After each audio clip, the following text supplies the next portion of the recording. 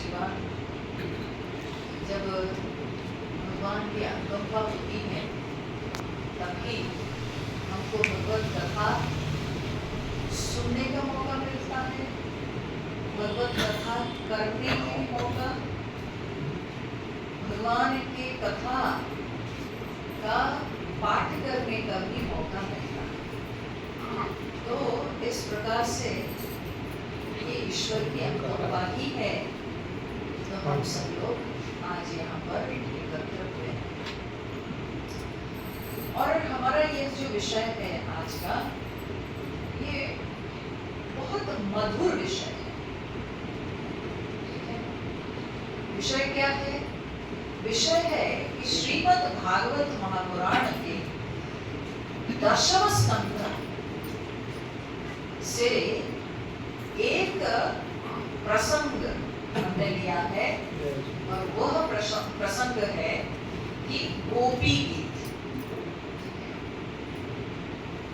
आप लोग सुने होंगे जरूर गोपी गीत, बड़ा प्रसिद्ध है ये गीत। बहुत गीत आप लोग गाते हैं, है ना? बहुत प्रकार के गीत आप गाते हैं। कोई भक्ति गीत गाते हैं, कोई देशभक्ति गीत गाते हैं, कोई सुगम संगीत गाते हैं, ठीक है? तो विभिन्न प्रकार के गीत हम लोग गाते हैं। तो ये गोपी गीत क्या है? ठीक है? सिंपल मीनिंग है, जिस गीत को गोपियों ने गाया तो उसको कहते हैं गोपी गीत। बहुत ही सरल अर्थ अगर हम करें तो जो गीत को गोपियों ने गाया तो उसको गोपी गीत कहते हैं, ठीक है? मैं एक इंटरेस्टिंग फैक्ट आपको बता रही हूँ। भगवान ने गाया तो भगवत गीता, गोपियों ने गाया गोपी गीत। देख रहे हो कैसे अल्टरनेट हो गया? भगवान पुरुष है, उन्होंने गाया तो भगवत गीता स्त्रीलिंग शब्द, पर गोपियों ने गाया तो गोपी गीत, गीतम, ठीक है? तो ये जो है नपुंसकलिंग शब्द है, ठीक है? तो बड़ा विचित्र है, पर जो भी हो, वो भगवान के हृदय का उद्गार था और ये गोपियों का हृदय का उद्गार है। बहुत हृदय स्पर्शी है ये गीत, बहुत मन को छूता है ये गीत, और ये प्रेम का गीत है। असलियत में मैं शुरुआत में गोपी गीत को मधुर क्यों बोली? क्योंकि गोपियों ने बड़े प्रेम भाव में व्याकुल होकर भगवान कृष्ण के लिए ये गीत को गाया, तो इसीलिए ये बड़ा मधुर है। ये बिल्कुल प्रेम से परिपूर्ण ये गीत है। तो नॉर्मली हमारे चिन्मय मिशन में हम लोग वेदांत की चर्चा करते हैं, और हम लोग वेदांत की चर्चा करते करते वेदांती बन गए, ठीक है ना? तो वेदांत की चर्चा करते करते हम लोग सब क्या बन गए? ना वेदांती, बिना दांत के, है ना? दंत विहीन हो गए हैं, दांत टूट गया है। क्यों? इतना रुखा विषय वेदांत, ठीक है? उसकी चर्चा करते करते लगता है कि जैसे हम लोग के दांत टूट गए। आत्म विचार करना है, आत्मा परमात्मा का विचार, तत्व ज्ञान का विचार, ठीक है? अब पंच तत्व क्या है, पंच प्राण क्या है, पंच इंद्रियां क्या है, ठीक है? अरे बाप रे बाप, ये सब तत्व करते करते लगता है कि सब दांत गिर जाएंगे, ठीक है? दांत कटकटाने लगते हैं वेदांत की चर्चा कर। भगवत गीता बड़ा रुखा विषय है, ठीक है? अब प्रकरण ग्रंथ हम लोग सुनते हैं सब शंकराचार्य जी के, बड़ा बड़ा कठिन विषय है। तो मुझसे जब यहाँ के जो है कार्यकर्ता संदीप पूछे कि अम्मा आप क्या विषय लेंगी, तो मैंने कहा देखो शाम के समय हम लोग बैठ के सुनने वाले हैं और ज़्यादातर माताएं रहेगी, तो हम तो बिल्कुल भक्ति का एक विषय ढूंढ रहे हैं। तो बहुत सोच समझ करके मैंने निर्णय लिया कि हम गोपी गीत पर चर्चा करें। तो मुझे बहुत लोग पूछते हैं गोपी गीत कैसा, सुनोगे तो पता चलेगा, ठीक है। तो गोपी गीत पर हम लोग चिंतन करेंगे। ये गोपी गीत के विषय में कहा जाता है, संतों का मतलब है कि गोपी गीत जो है ना, क्योंकि ये गोपियों की हृदय की जो व्याकुलता, प्रेम में वो इतनी व्याकुल थी, भगवान को ढूंढ रही थी, और उस प्रेम भाव में, उस उत्कट प्रेम में आकर वो ये गीत को गाई है। इसलिए इस गीत का प्रभाव है कि जो इस गीत को नित्य प्रतिदिन गाता है, विद्वान लोग कहते हैं उसको हृदय की बीमारी नहीं है, क्योंकि भगवान उसके हृदय में निवास करते हैं। ये गोपी गीत भगवान को बहुत प्यारा है, तो इसीलिए उसके हृदय में भगवान का निवास होता है। फिर उसके हृदय में कोई रोग कैसे आ सकता है। इसलिए गोपी गीत इतना सुंदर है, इतना प्यारा है, और भगवान इसको बहुत पसंद करते हैं। और गोपियां कौन है, सब साधिका तो थी। तो जब साधक भगवान को पाने के लिए व्याकुल होता है, उसकी हृदय से वो जो व्यथा से, वो पीड़ा से, भगवान के विरह से जब उद्गार निकलता है, तो वही गोपी भाव, ठीक है। और गोपी भाव से साधक भगवान को पाने के लिए गाता है, दुख से भी गाता है, सुख से भी गीत गाए जाते हैं, दुख से भी गीत गाए जाते हैं, ठीक है। तो यहाँ यूं समझ लीजिए, ये गोपियां जो कि साधिकाएं थी सब, तो वे जब पीड़ा से, भगवान की विरह से जब गीत गाई, भगवान को देखने के लिए, भगवान को पाने के लिए, तो ये उनकी विरह व्यथा की गीत है। और उस गीत को हम लोग श्रवण करेंगे। बिल्कुल प्रेम से परिपूर्ण है, एकदम प्रेम की भाषा है। और कैसा प्रेम था उनका, प्रेम में क्या विशेषता थी, वो भी हम इस गोपी गीत के अध्ययन से समझेंगे, ठीक है। तो चलिए, दशम स्कंध के ये जो बड़ा सुंदर प्रसंग, और इसको गाते हैं लोग, हाँ, इसका बड़ा सुंदर स्वर भी होता है, तो इसको गाते हैं। तो हम लोग तो इस पर चिंतन करेंगे, गाएंगे भी और विचार भी करेंगे। प्रेम के दो रूप हैं, ठीक है। एक प्यास है और एक तृप्ति, ठीक है। प्रेम के ये दो रूप हैं या दो भाव हैं। प्यास किसको कहते हैं ना, भगवान को पाने की, भगवत प्राप्ति की जो व्याकुलता है, तो उसको प्यास है, ठीक है। ईश्वर को पाने की जो व्याकुलता, ईश्वर के दर्शन की जो व्याकुलता, उसको कहते हैं प्यास, ठीक है। और इस प्यास के बिना भगवत दर्शन संभव ही नहीं। भगवत दर्शन प्यास से ही होता है। जब भक्त के अंदर भगवान को पाने की व्याकुलता बढ़ जाती है, तभी उसको भगवान का दर्शन मिलता है। अब हम लोग भक्ति के लाइन में चल रहे हैं, तो इसलिए बिल्कुल एक भक्त बनकर सोचना है, एक प्रेमी बनकर सोचना है, ठीक है। तो जब तक प्रियतम की दर्शन की आकांक्षा व्यक्ति के अंदर प्रबल नहीं होती है, तो तब तक उसको प्रियतम की प्राप्ति होती नहीं है, प्रियतम का दर्शन नहीं मिलता है। तो इसलिए प्रेम के मार्ग में, भक्ति के मार्ग में प्यास बहुत आवश्यक है, ठीक है। प्यास जो है वो प्रेम का पहला भाव है, पहला सोपान है, ठीक है। उसके बाद आती है क्या ना, तृप्ति। तो तृप्ति क्या चीज है? बोले तृप्ति है कि जब भगवान की कथा श्रवण से,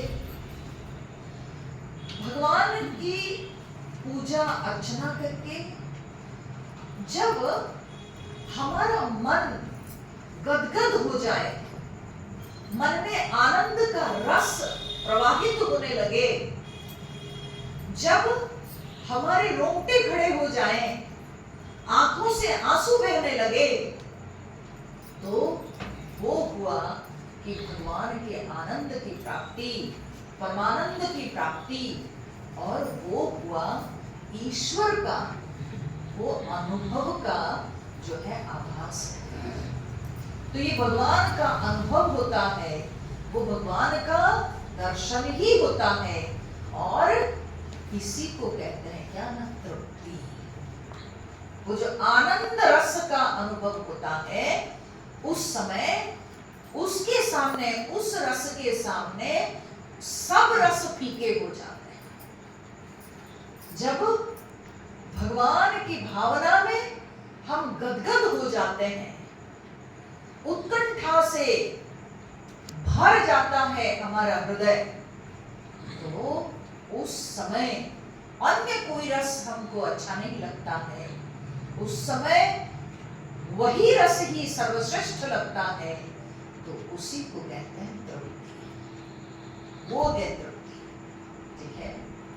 तो इसलिए प्यास और तृप्ति ये दोनों प्रेम के ही भाव है, परंतु प्रेम का जो पहला सोपान है वो प्यास है, व्याकुलता है, और व्याकुलता जब पूर्ण होती है, व्याकुलता जब उत्कट हो जाती है, व्याकुलता जब चरम सीमा में पहुंचती है, तब भगवान के अनुभव और अनुभव से तृप्ति होती है। तो ये जो है ना, वही प्यास गोपियों के अंदर अभी दिखाई पड़ रही है। भगवान को दर्शन, भगवान के दर्शन की उत्कंठा गोपियों के अंदर दिखाई पड़ रही है। गोपियां अभी जो है भगवान को ढूंढ रही है। तो कहां ढूंढ रही है, क्यों ढूंढ रही है, कैसे गोपियां भगवान तक पहुंची है, कहां पर, कैसे गोपियों के अंदर भगवान के प्रति प्रेम हुआ है, वो भी समझना बहुत आवश्यक है, ठीक है।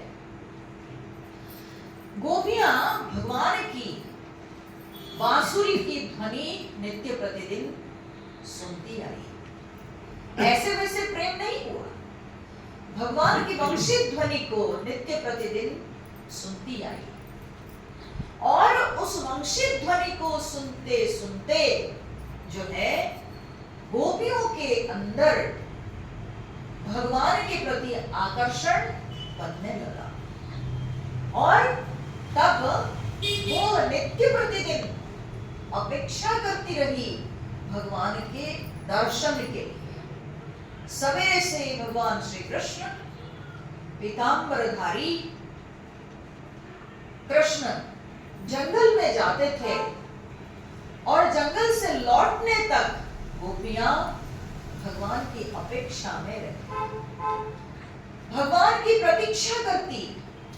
उस प्रतीक्षा में भी आनंद था, उस प्रतीक्षा में भी उनके अंदर जो है रस की अनुभूति होती थी, और वो प्रतीक्षा करती रही कि कब श्याम सुंदर आएंगे और उनका दर्शन प्राप्त होगा।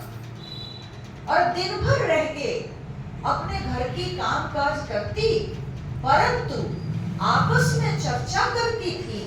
तो क्या चर्चा करती थी ना, कृष्ण की चर्चा करती थी। तो भगवान की वंशित ध्वनि सुनी, दिन भर भगवान की चर्चा करी, भगवान की प्रतीक्षा करती रही, और जब भगवान लौटते थे तो अपने द्वार पर रहकर प्रत्येक गोपी भगवान को भगवान की एक झलक पाने के लिए उत्कंठित रहती और उस झलक पाकर वो तृप्त हो जाती थी। उसके दिन भर की जो प्रतीक्षा है वो पूर्ण हो जाती थी। पुनः जो वो दूध दही माखन बनाती थी वो भी वो कृष्ण के लिए बनाती थी, कृष्ण की भावना से प्रेरित होकर वो बनाती थी।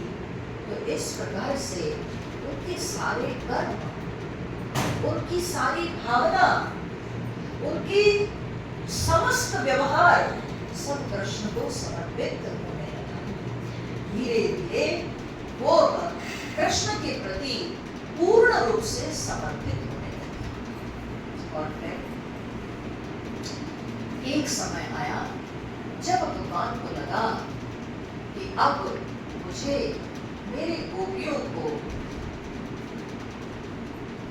नित्य आनंद देना चाहिए।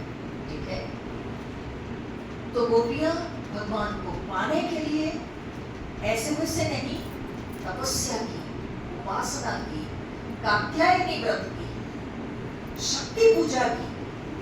भगवान को पाने के लिए वो शक्ति पूजा की। बिना शक्ति के भक्ति नहीं होती है, बिना शक्ति के प्रीति नहीं होती। तो प्रीति के लिए भी शक्ति चाहिए। और असली शक्ति किसको कहेंगे? असली शक्ति जब भगवान की आपकी प्रीति को भगवान की स्वीकृति मिल जाए। ठीक है, भगवान जब उसको स्वीकार कर लेते हैं तब आपकी प्रीति में शक्ति आ जाती है। वो प्रीति में अगर भगवान की स्वीकृति ना हो तो फिर वो कैसे बात है? तो जब कात्यायनी पूजा की तो भगवान स्वयं ही कात्यायनी माता के मंदिर में पीछे से ही बोले कि तुम लोग की इच्छा की पूर्ति होगी और तुम लोग जिनके लिए प्रार्थना कर रही हो वही तुमको वर रूप से प्राप्त होंगे। तो अब गोपियों के मन में प्रेम की गंगा उमड़ने, जब वो सुन ली इस बात को, उनके मन में प्रेम की गंगा उमड़ने लगी। अब उनको लगा कि देवी माता प्रसन्न हो गई और देवी माता हमारी प्रीति को अनुमोदन की और जिनको हम चाहते हैं अपने मन में, हम जिनको मन में वर्ण की है तो वो अभी सचमुच में हमको प्राप्त होंगे। तो इस प्रकार से गोपियां भगवान को पाने से पहले बहुत तपस्या की थी, भगवान की प्रतीक्षा की, भगवान की कथा की चर्चा की, भगवान के लिए पूजा की, अर्चना की, भगवान के वंशित ध्वनि को ध्यान की। ठीक है, तो उनके ध्यान, उनकी पूजा, उनकी अर्चना सब कुछ रंग लाई जब उनको देवी माता के मंदिर में यह सुनने को मिला, ठीक है, कि तुम्हें कृष्ण प्राप्त होंगे, तुम्हारे वर रूप से तुमको प्राप्त होंगे। तो बहुत प्रसन्न हो गई। और इसके बाद एक रात की बात है, भगवान को लगा कि अब गोपियों के प्रेम में पूर्णता आना बहुत आवश्यक है। तो यह सोचकर भगवान अब अपने वंशी के कान छोड़े। जब वंशी की ध्वनि गोपियों को सुनाई पड़ती है तब गोपियां उस ध्वनि को सुनकर भी, ऐसे तो नित्य प्रतिदिन सुनती थी पर उस दिन की ध्वनि कुछ भिन्न थी। क्यों? क्योंकि उसमें भगवान का संकल्प था कि अब गोपियों की प्रीति में पूर्णता आनी चाहिए। तो उनकी प्रीति में पूर्णता प्राप्त कराने का जो संकल्प भगवान ने किया था, तो वो भगवान का संकल्प था जिस कारण से उस दिन की वंशित ध्वनि गोपियों को विशेष लगी और उस दिन की ध्वनि से गोपियां उन्मत्त हो गई। वो अपने सारे उस रात्रि के समय अपने गृह धंधा छोड़कर, परिवार को छोड़कर, घर सब कुछ छोड़कर, समाज के लाज संकोच को छोड़कर वो चल पड़ी कृष्ण से मिलने के लिए। ठीक है, अच्छा, क्या गोपियां केवल अपनी देह वासना को चरितार्थ करने के लिए चल पड़ी? हम यही कहेंगे? क्या यही उनकी प्रीति की पूर्णता है कि केवल वो भगवान श्री कृष्ण से मिलने के लिए चल पड़ी उस रात को, और अपने धर्म को छोड़कर, अपने पति धर्म, मातृ धर्म, वधू धर्म सब कुछ छोड़कर वो कृष्ण से मिलने चल दी क्योंकि उसके अंदर देह वासना थी? क्या ये कहना उचित होगा? समझने की बात है कि गोपियों के प्रेम में काम नहीं था। ठीक है, गोपियों के प्रेम में काम नहीं था।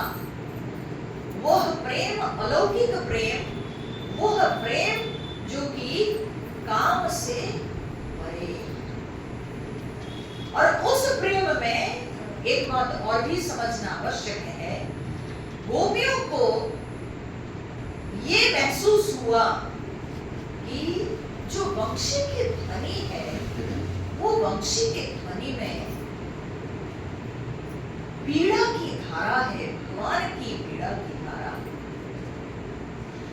गोपियां सोचती है कि अगर हम नहीं जाएंगी, अगर हम नहीं मिलेंगी कृष्ण से,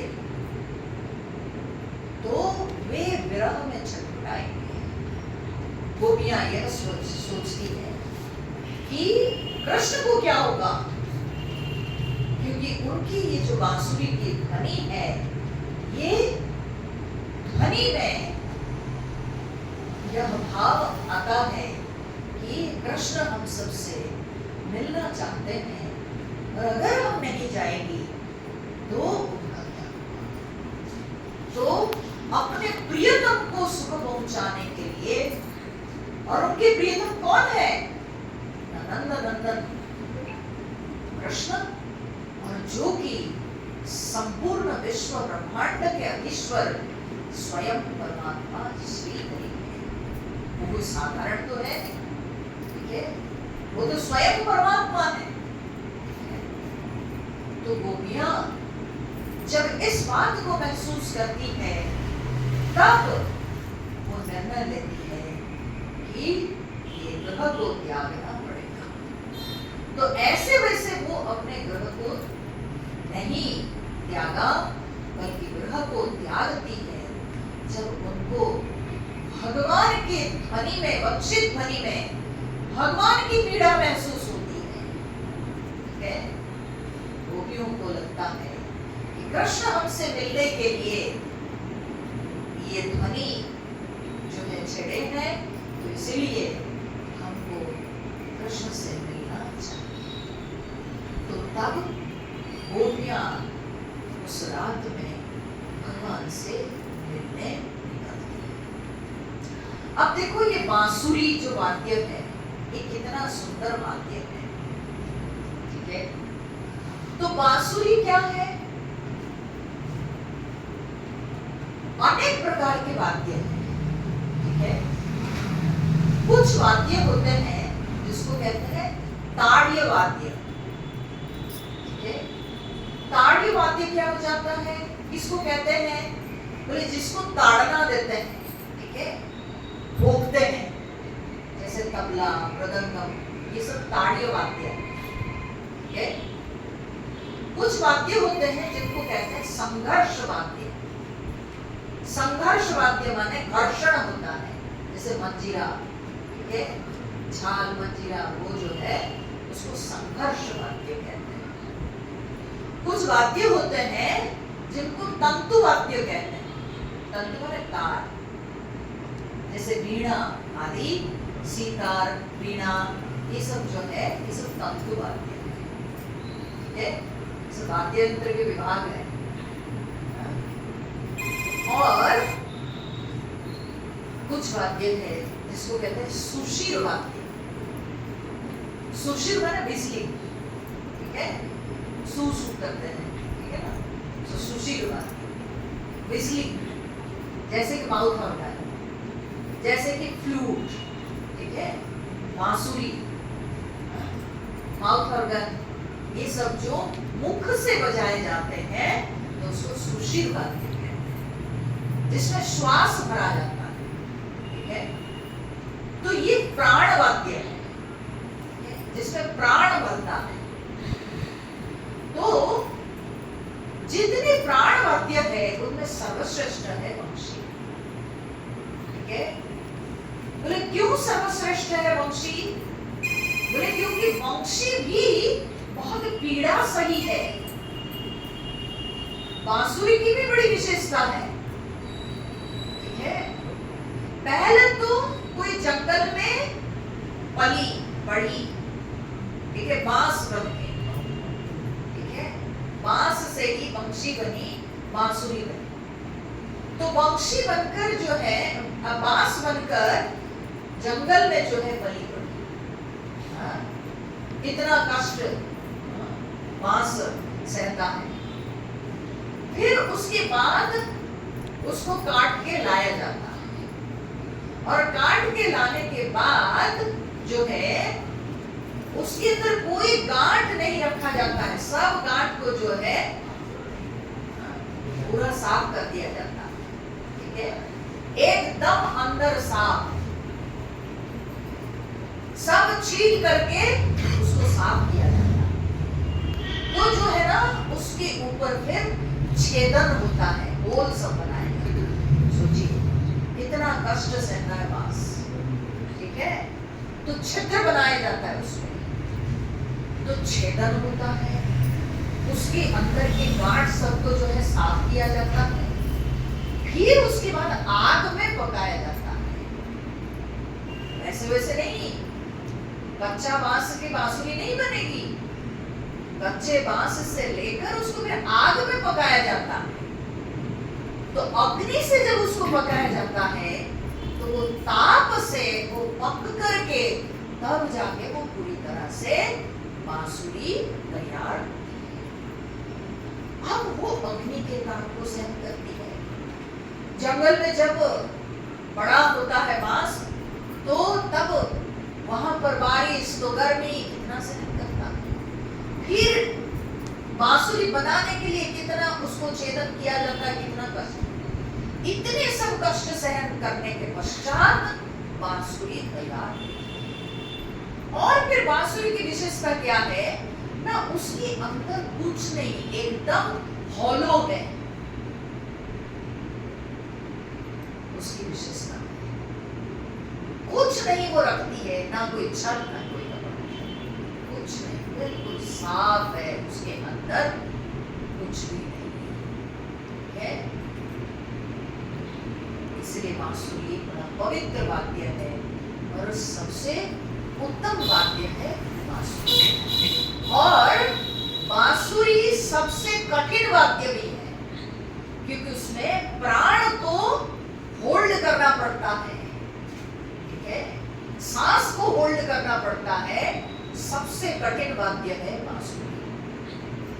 दूसरी बात है कि बांसुरी को सीखा नहीं सका, मुंह कैसे सटा के किसी को थोड़ी सिखाएंगे, है, होठ को कितना कैसे जो है ट्विस्ट करना, कितनी हवा कैसे देनी है कि जिससे उससे अलग अलग आवाजें निकलेगी, वो जो है बड़ा कठिन है।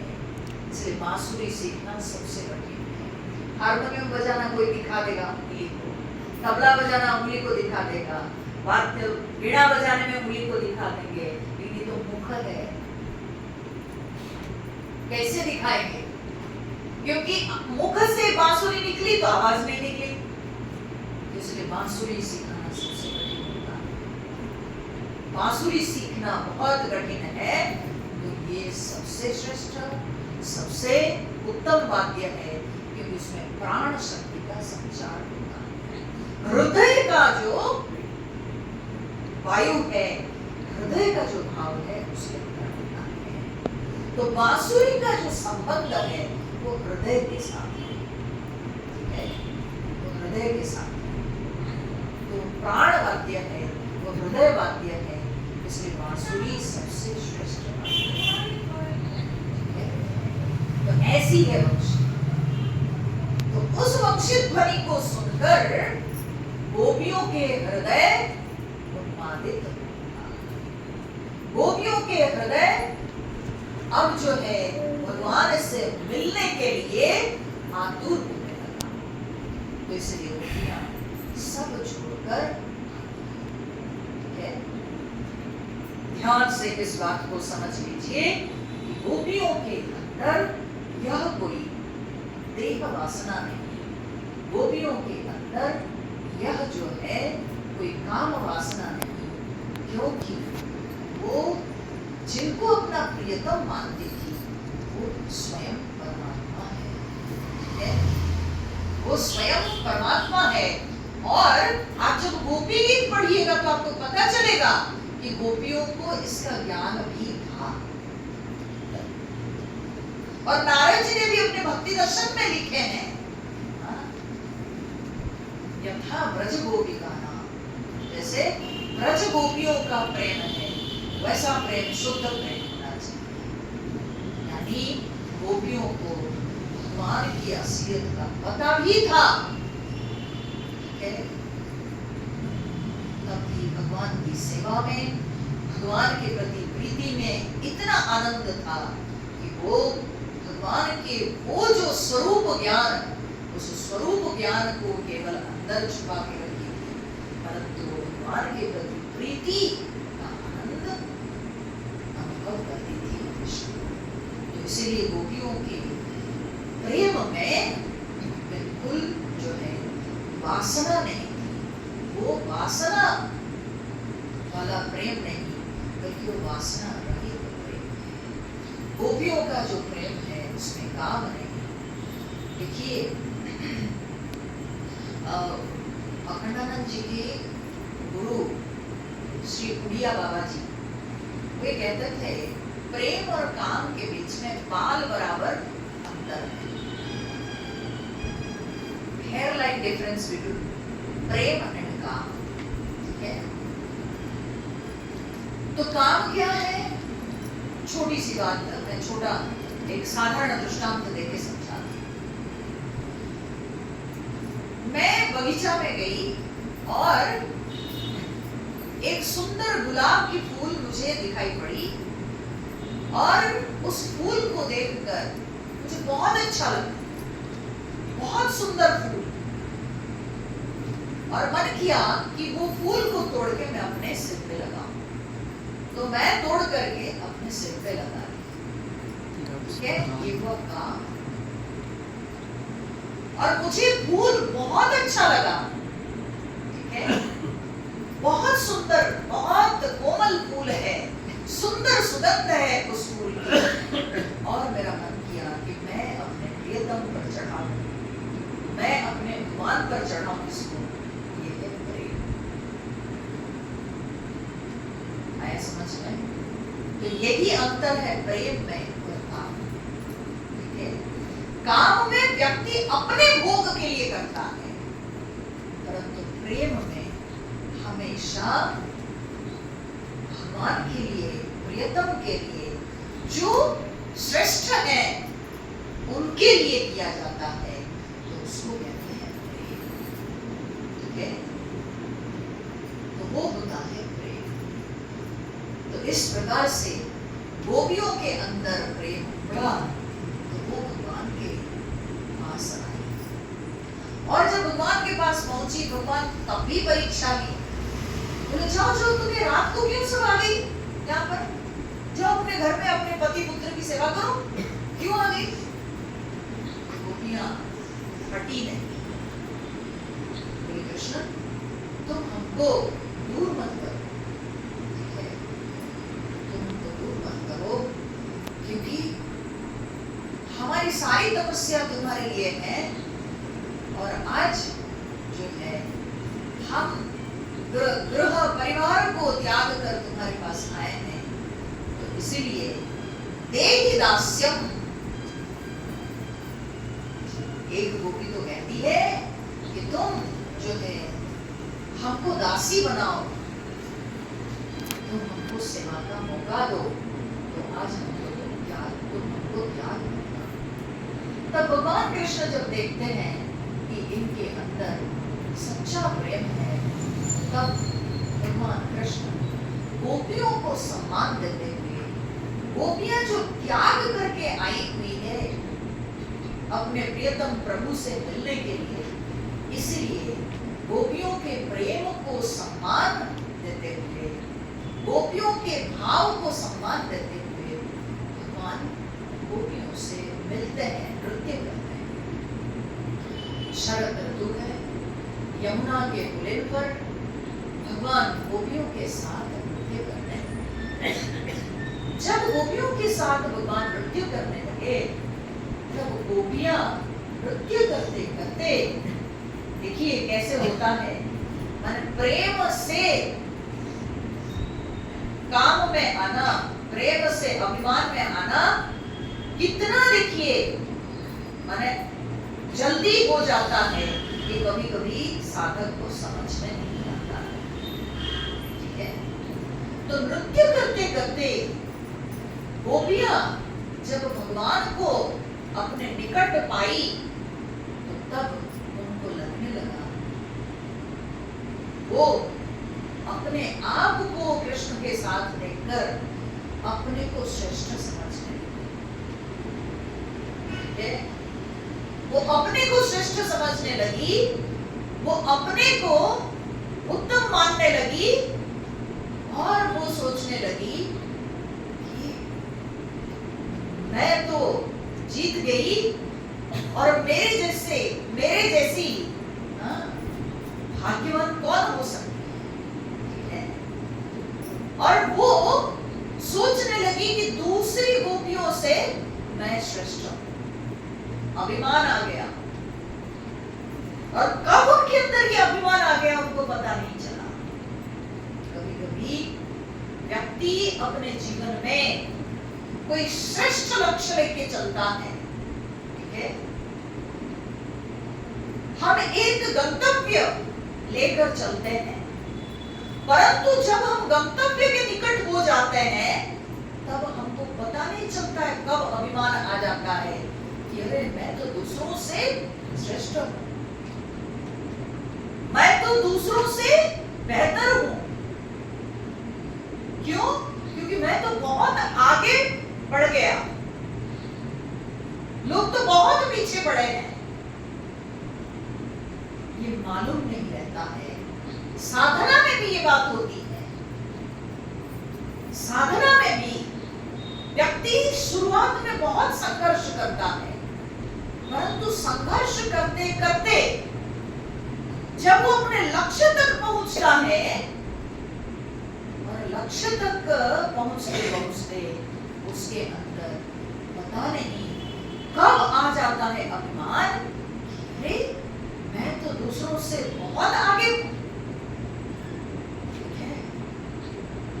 वे तो मेरे जैसी साधना नहीं कर पाए, मैं तो पहुंच गया। तो ये अभिमान जो है फिर साधक को गिरा देता है। वही हुआ गोपियों के साथ। गोपियां जब सोचने लगी मैं श्रेष्ठ हूं, प्रत्येक गोपी के मन में ये भाव आ गया,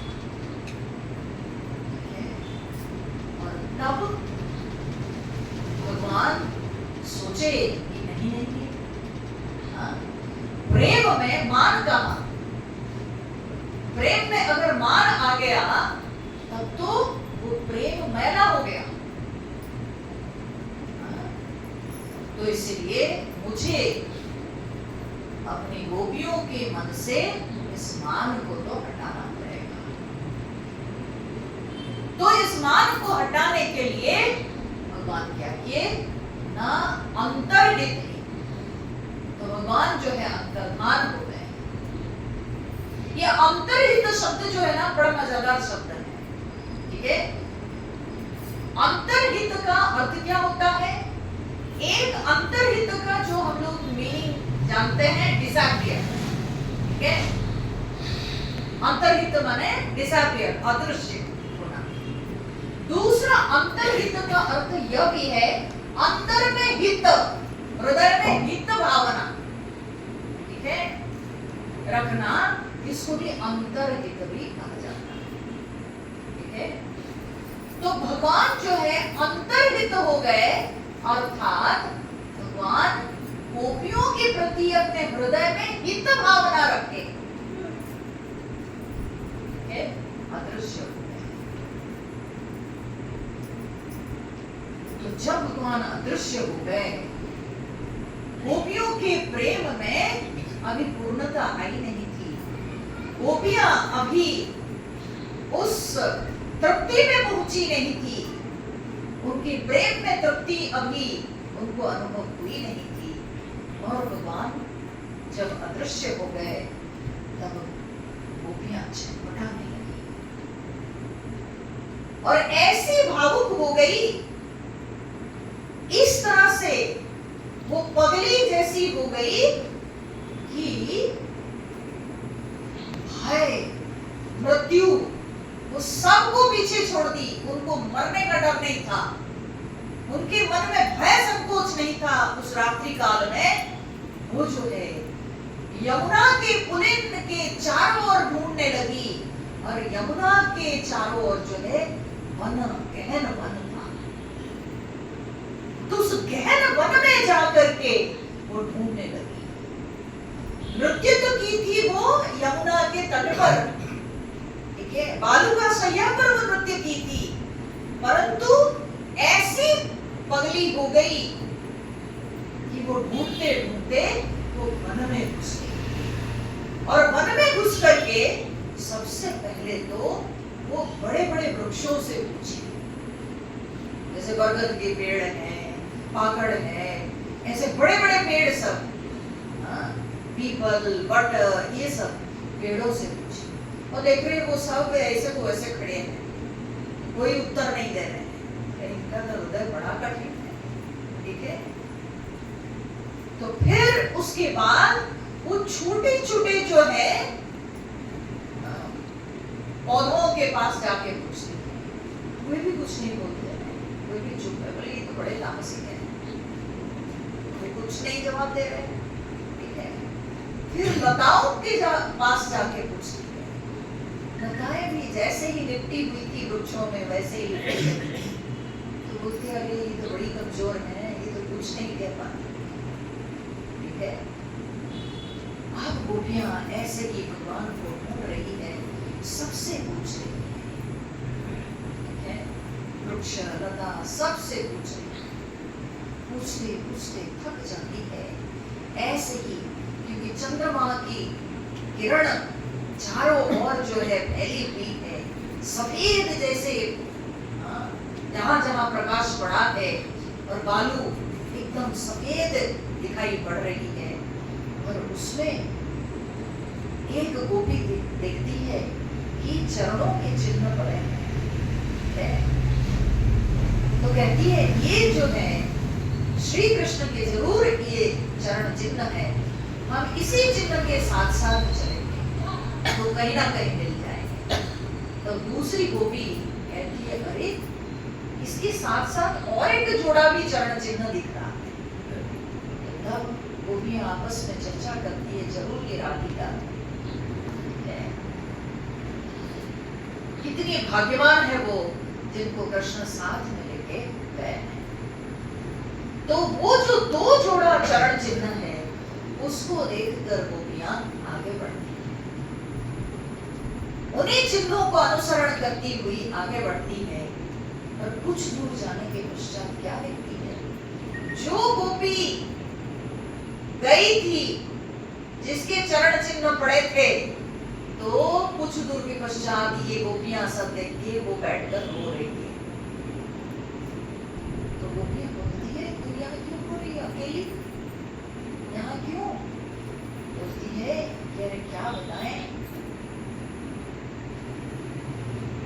मैं तो नृत्य करते करते आ गई यहाँ तक, और फिर कान्हा को पाकर मानने लगी, मेरे मन में तो बहुत आनंद अनुभव हुआ। मैं अपने आप को बहुत भाग्यवान समझ रही थी। और तब कृष्ण ने कहा, मैंने कृष्ण से कहा कि अब मैं चल नहीं सकती हूँ, कान्हा मुझे तुम अपने कंधे पे उठा। और तब उन्होंने कहा, ठीक है तुम मेरे कंधे पे बैठ जाओ। ऐसे कह के बैठे और अंतर्धान हो गए, मुझे अकेले छोड़ के चले गए। यानी राधा जी को भी भगवान सबक सिखाए। तो राधा जी को भी अकेले छोड़कर भगवान चल दिए, क्योंकि राधा जी के अंदर भी मान आया है। तो मान जब आता है तो प्रेम नहीं टिकता है, भगवान भी नहीं टिकते हैं। तो जहाँ मान आता है वहाँ भगवान नहीं रहते हैं, तो इसलिए भगवान चल दिए, अंतर्धान हो गए। तो जहाँ मान आता है वहाँ भगवान अंतर्धान हो जाते हैं। तो भगवान अंतर्धान हो गए। सब गोपियां बैठ के रो रही है, चारों तरफ घूम रही है। ढूंढते ढूंढते वो कृष्ण की जो है लीलाओं को याद करने लगी, और ऐसी लीलाओं को याद करके उसमें हो गई कि उनके अंदर कृष्ण भाव आ गया। वो गोपी भाव से ऊपर उठ गई, उनके अंदर कृष्ण भाव आ गया। तो गोपियां आपस में बोलने लगी, ऐसे सब नाटक करने लगी कि जैसे कि एक गोपी जो है छोटे कान्हा जैसे बन के अब बांसुरी बजाने लगी, ऐसे नाटक नृत्य करी। दूसरी गोपी जो है वो जैसे कि माथे पे जो है डालियां ले ली, जैसे कृष्ण डालियां लगा करके वन से लौटते थे, वैसे ही कृष्ण के समान ही वो सब नृत्य करने लगी, कृष्ण भाव में आ गई। ऐसे करते करते थक गई। फिर थक करके सबके सब लौट आई। कहा, बोले कि हम यहाँ कहाँ ढूंढ रहे हैं, हम तो नृत्य कर रहे थे यमुना के तट पर, तो चलो वही ढूंढे, कहीं वही मिल जाएंगे कृष्ण। तो तब सब आती है फिर यमुना के तट पर आके रोदन करती है, ठीक है। तो उनकी रोदन भी जो है वो भी उनकी प्रीति है। प्रेम में जब तक आंसू नहीं बहती है तो भगवान प्रसन्न नहीं। प्रेम में रुदन तो चाहिए, क्रंदन तो चाहिए, ठीक है। प्रेम में तो भगवान को पाने की व्याकुलता से जो है भक्त छटपटाता है, रोता है, रोते बिलखते वो भगवान को जो है पुकारता है। तो इसलिए गोपियां जो है रोदन करने लगी खूब। वहां पर सब मिल करके रो रही है, कहाँ गए कृष्ण। तो ये जो है ना, ये भक्त, ये साधक भगवान को ढूंढता है, ये साधक की खोज है। जब साधक भगवान को खोजता है तो रोता है। ज्ञान के मार्ग में जब प्रबल जिज्ञासा उत्पन्न होती है तब साधक रोता कि क्यों मुझे समझ में नहीं आता ये विषय, तो उसकी जिज्ञासा से उसके रोना आता है, ठीक है। तो योग में भी जब वो प्राणायाम करता है, आसन करता है, धारणा ध्यान करता है, तब भी अज्ञान का पर्दा मिटता नहीं और वो समाधि में प्रवेश नहीं करता है, चित्त वृत्ति से मुक्ति नहीं मिलती है, तो वो रोदन करता है, वो छटपटाता है। तो योग में भी छटपटाहट होती है। मुक्ति के लिए भी व्यक्ति छटपटाता है, रोता है, तो वो मुमुक्षु बनता है, उसकी वो मुमुक्षा होती है। उसी प्रकार से प्रेम में ये जो व्याकुलता है, ठीक है, प्रेम में जो भगवान को पाने के लिए ये जो रुदन है, ये रुदन को भक्ति है, इसको भक्ति कहते हैं। तो भक्त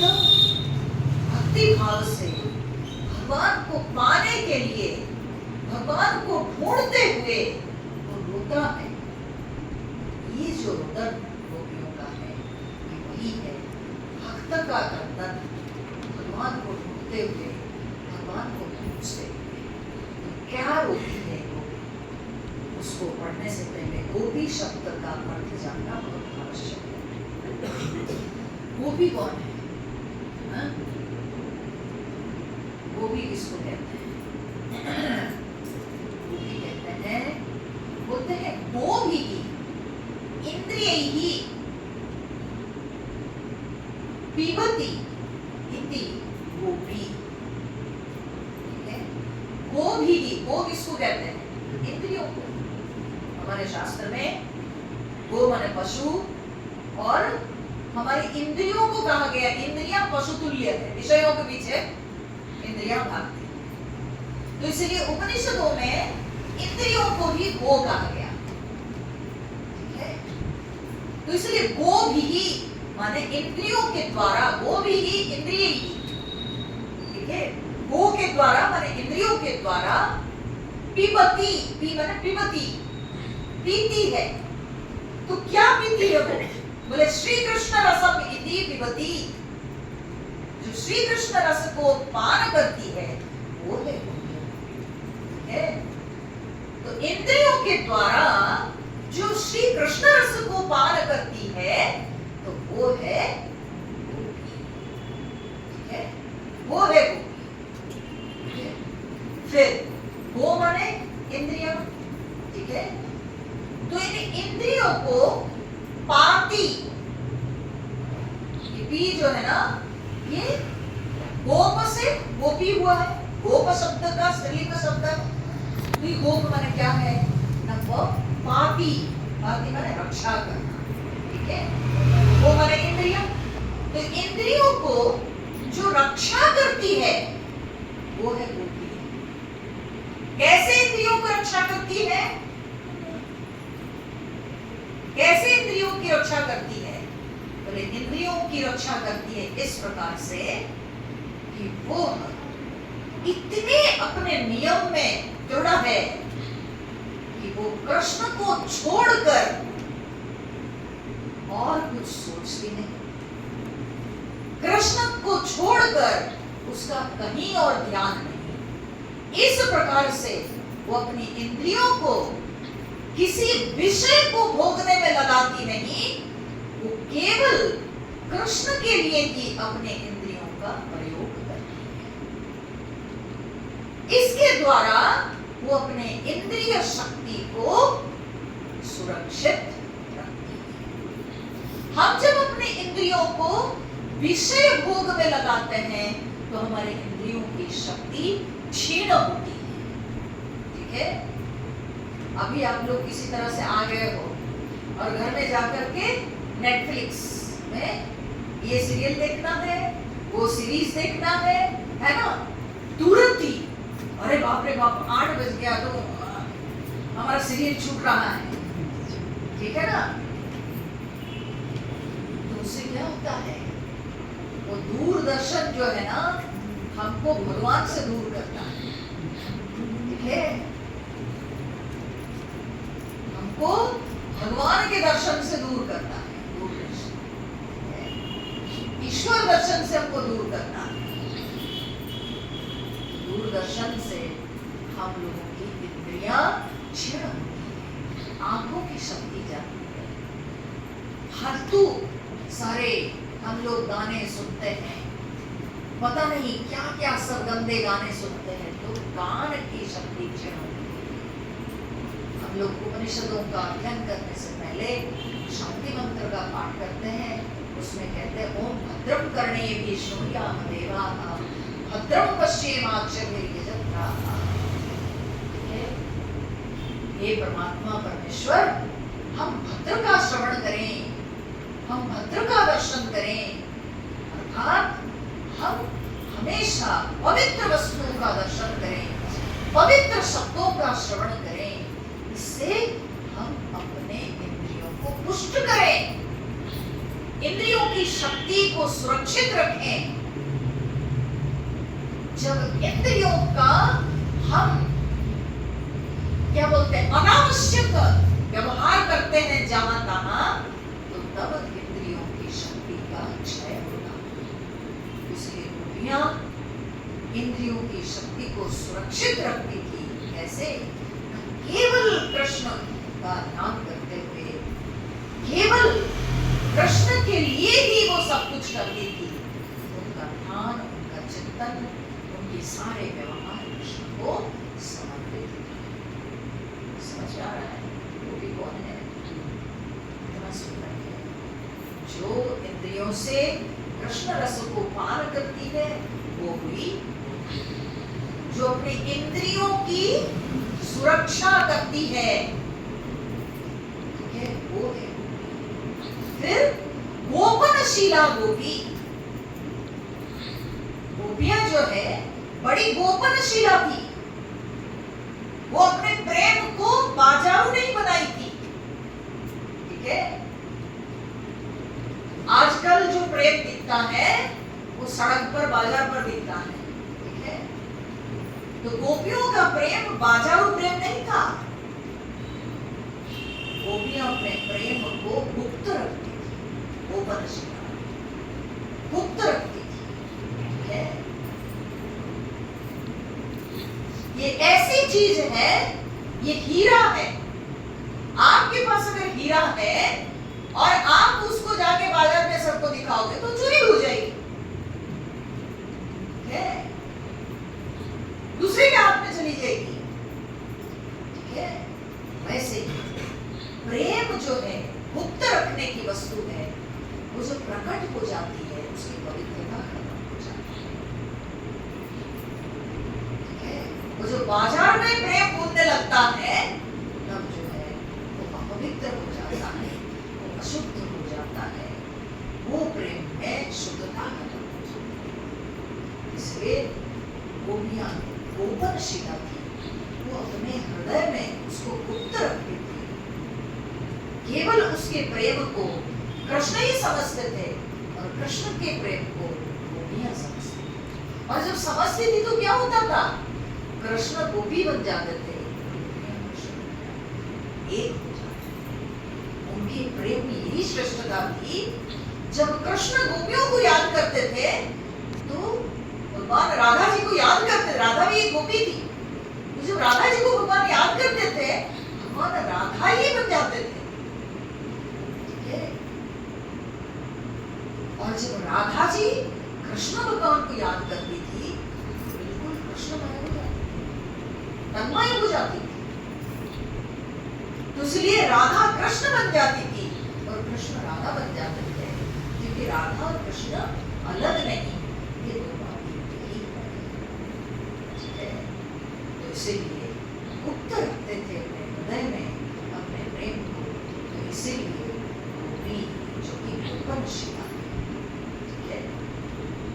तो इस प्रकार से ऐसी महान गोपियां वो इस गीत को गाई, ठीक है।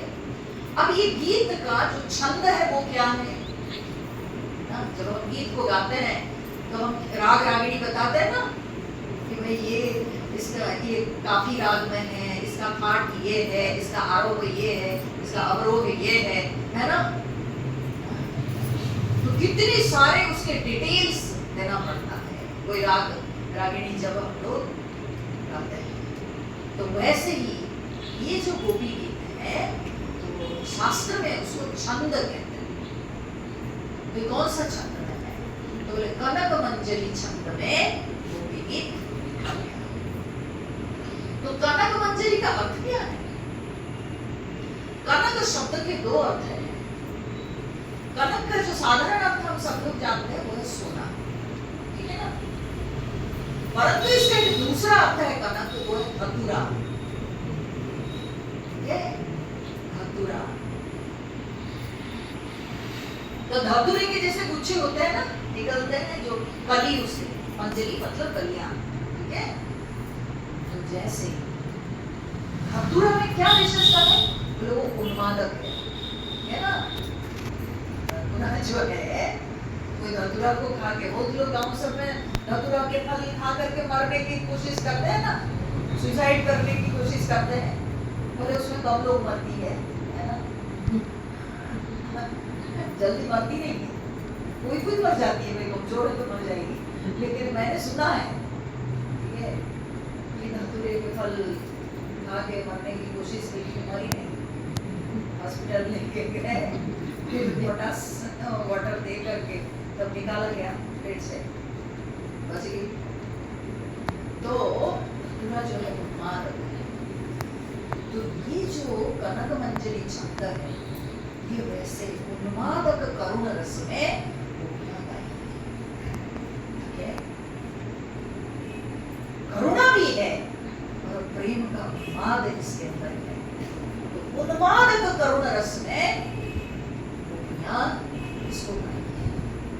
तो बोले गोपियां तो अनेक थी, तो मात्र 19 श्लोक क्यों? तो बोले कि गोपियां भी जो है सबके भाव को लेकर के, वो भी जो है ग्रुप्स में, विद्वानों ने जो है उनको जो है विभिन्न ग्रुप में बांटे, तो बोले 19 ग्रुप की गोपियां थी। तो इसीलिए उनके भाव एक प्रकार के, तो सबके एक ग्रुप के एक भाव में वो जो है गाई, ठीक है? और सब जो रुदन करती है तब उनके रुदन छंद में आ गया और इतने सुंदर संगीतमय जो है उनका ये गीत हो गया, ठीक है? ऐसे 19 श्लोक है, कहा जाता है 19 प्रकार की जो गोपियां है वे सब एक श्लोक गाई है भगवान के प्रकट रस, ठीक है? तो इस प्रकार से कनक मंजरी छंद में गीत, ठीक है? चलिए हम लोग पाठ करते हैं। शास्त्र में एक बहुत सुंदर यह आया है वाक्य, बोले नहीं बिना विप्रलंभेन संभोगम पुष्टिम अश्नुते, नहीं बिना विप्रलंभेन, विप्रलंभ के बिना संभोगम पुष्टिम न अश्नुते। संयोग प्रेम जो है उसमें पुष्टि नहीं आती। विप्रलंभ किसको कहते हैं? विरह, है? तो विरह को, वियोग को विप्रलंभ कहते हैं। तो वियोग के बिना कभी संयोग में पुष्टि नहीं आती। अब आप देखो कि भगवान छिप गए, भगवान अंतर्धान हो गए, तो क्या अंतर्धान होकर के भगवान आनंद ले रहे थे? भगवान तो एक रस है, उनके आनंद बढ़ता घटता थोड़ी है, उनका आनंद तो बढ़ता घटता नहीं। परंतु क्या है कि गोपियां जो संयोग में थी और संयोग में रहने के कारण उनके अंदर जो मान अभिमान आ गया, ठीक है, उसके अंदर जो दोष आ गया, वो जो उस प्रेम को समझने लग गई कि अच्छा ये तो मिल जाता है आसानी से, कृष्ण मिल जाते हैं और ये प्रेम तो सहज है, तो भगवान दिखा दिए, बोले कि देखो अब अंतर्धान हो गए। जब अंतर्धान हो गए तो विरह रस आ गया ना। अब ये विरह रस के बाद जैसे आपको कोई बहुत प्रकार की मिठाइयां खिलाए, सब मीठी मीठी चीजें आप खाओगे तो आपका मन एकदम उब जाता है, बाप रे बाप कुछ नमकीन मिल जाए तो कितना बढ़िया। तो बीच में थोड़ा सा कुछ अगर नमकीन आप ले लेते हो और फिर उसके बाद मीठा लेते हो, वाह कितना बढ़िया लगता है ना? तो वही मीठी चीज आप पहले ले रहे थे तो आपका मन उब गया था, लेकिन बीच में जब आप थोड़ा सा नमकीन ले लिए तो फिर मीठी वस्तु को खाने में आनंद आने लगा। ठीक वैसे ही विप्रलंभ से संयोग प्रेम में पुष्टि, तभी उसकी पूर्णता जानता, तभी वो आनंद रस जो है वो पीक पर पहुंचता है, तभी जाकर के उसकी श्रेष्ठता का अनुभव होता है।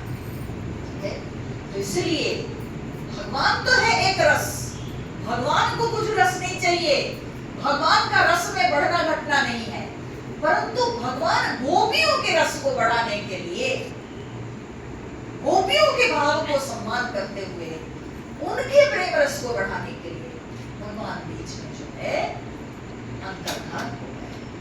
ठीक है, तो भगवान बीच में अंतर्धान हो गए और इस प्रकार से जो है गोपियां तब भगवान को ढूंढने लगी और ढूंढते हुए गोपियां गाती है। तो क्योंकि हमारा संकल्प 5 दिन की कथा हम लोग सुनेंगे, तो इसलिए यद्यपि समय हो गया है, लेकिन आज हम पाठ करेंगे, तो इससे शुरुआत हो जाएगी शास्त्र की।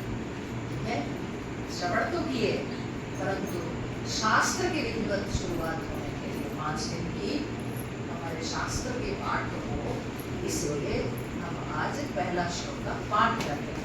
ठीक है, तो आप सब लोगों को पता जयति तेधिकं जन्मना व्रज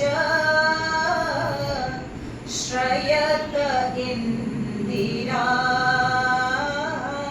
शश्वतत्रयी। जयति तेधिकं जन्मना व्रज श्रयत इंदिरा शश्वतत्रयी। दयितदृश्यतां दीक्षुतावका त्वयि धृता सव स्वां विचिन्वते। दयितदृश्यतां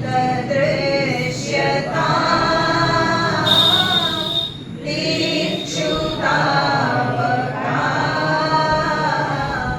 त्वयि धृता सव स्वां विचिन्वते। फिर से हम लोग गाते हैं। जयति तेधिकं जन्मना व्रज श्रयत इंद्रिया